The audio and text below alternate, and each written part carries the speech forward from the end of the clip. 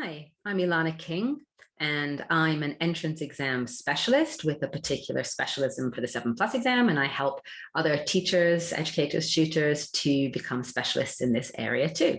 And today I want to share with you a tip I use for reading comprehension and helping young students of 5, 6 years old really understand cause and effect. So first we've got to think about, why do we need to understand cause and effect? What's it got to do with?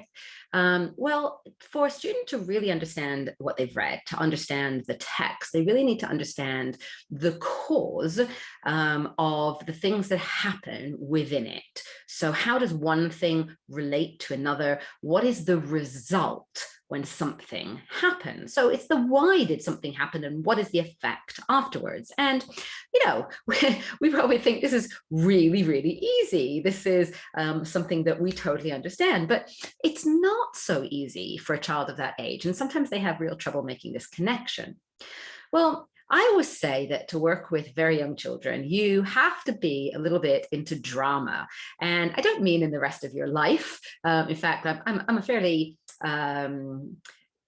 serious person, I guess, in my life. But when I'm working with young children, I have to kind of put all that out the window and become a little bit dramatic. So a lot of facial expression, hand gestures, and the ability to laugh at myself really is quite important. And I like to play a little game or do a little exercise when we're thinking about cause and effect. And I'll do something like, I will drop a pen or a pencil on the floor. So just in the middle of the session, I will throw it to the floor or drop it to the floor. Then I will bend down very dramatically with a sigh, pick it up and hold it in my hand. And I'll look at the child and I'll say, why did I bend down? They'll look at me like I'm a bit strange, okay? But why did I bend down? And it's really obvious to them. I bent down to pick up the pen that had dropped to the floor, and they verbalize this, and I'll go, yeah, that's true. And then I'll take my drink, my bottle of water or whatever it is I have with me, and I'll be very dramatic. And then I'll take a big drink, and I'll say, why did I take a drink of water? And they'll look at me like I'm crazy, and they'll say, because you were thirsty. Right? Yes, of course. And you can go through a whole bunch of these, and you can come up with any that you like. You can use a whiteboard and dramatically rub something out on there and say, why did I rub it out? And it's because there was something written on there that you didn't want, or, it doesn't really matter, but you're showing them that in life, everything that we do is preceded by something else. So there is a reason for everything that we do. There is a cause of that. And the important thing for them to really understand is that the cause happens before the effect. Why is this important? Because when we're actually looking at comprehension passages, we're asking them to answer questions about why something happened. They have to know where to look. And often students are taught to go back and find the key words in the text, and they look at where this is and to read around it. But reading around it often means reading after it, and they look at what happens after. But actually, to understand cause and effect, to answer the questions about why something happened, we have to look at what precedes it. And this is a revolutionary concept for these children. And that's why it's something that I always do first in a very dramatic way before we move to text. And I just want to show you this little bit of text now. So, crash!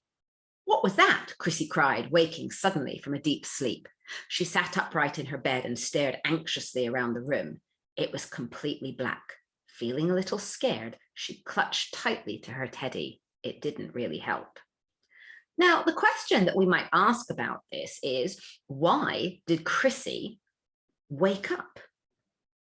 That would be a really easy one. Why did Chrissy wake up?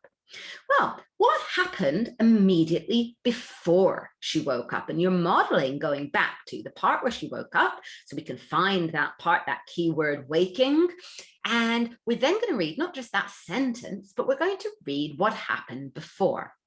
She was woken up by a crash. And we could even say a loud crash, because the fact that it is in capital letters is suggestive of the fact that it was loud. We could ask another question about this text for cause and effect as well. Why did Chrissy feel scared? And the reason I'm asking this particular question is because there's actually more than one answer. So this is a more complex question. We can put together two pieces of information here. Okay. If we look immediately before her feeling scared, it says it was completely black. So it would be logical to assume that one of the reasons she's scared is she's in the dark. But there's more to it than that, right? We've just discovered that she was woken up by a loud crash. So we could actually put those two pieces of information together and say, Chrissy was scared because she heard a loud noise and it was dark. So with this, what we're always doing is thinking about showing children that the cause happens before the effect. So when you're looking in a text passage to try to work out where do you find the answer, you need to look before. And by playing that fun game that I started at the beginning, where you're very dramatic and you show them cause and effect in some very dramatic ways, you're helping them to understand that connection rather than just understanding look before. You don't want it to be a rule, look before. You want them to understand why they are looking before. And playing that game is a really good way of doing that before you move on to text passages. I hope you found that useful and you're able to use some of that in the sessions that you have with very young children preparing for the 7+ entrance exam. And if you'd like to know more about the training that I provide, you can find that information in the bio. Thank you and goodbye.